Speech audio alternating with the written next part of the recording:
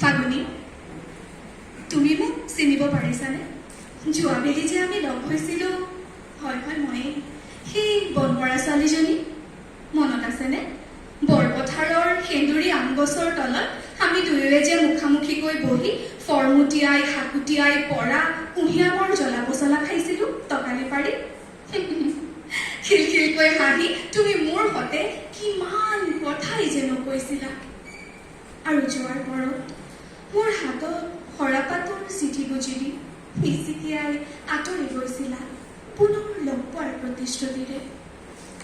এবাৰ, দুবাৰ, কিমান বাৰ যে দেৰিকি বিদাৰি সেই চিঠিবোৰ পঢ়িছোঁ আৰু সযতনে ৰাখিছোঁ সাঁচি, কাঠি কামিৰে সজা মনৰ পজা। এইবেলি তুমি পুনৰ আহিছা পথৰুৱা বাটেৰে ধূলি বালি উৰুৱাই, শিমলু, পলাশ, মদাৰৰ ফুল হৈ ৰঙাবলৈ। তোমাৰ মনৰ সেই এজাৰ বুলিয়া বেজাৰবোৰ মোৰ আগত কৈ মন পাতলাবলৈ। ঠিকেই শুনিছা, যোৱাবেলিৰ সেন্দুৰী আমজোপা আৰু নাই, কিন্তু মই আজিও আছোঁ তোমাৰ বাবে এক আজন্ম প্ৰেমিকৰ ৰূপত। ধন্যবাদ।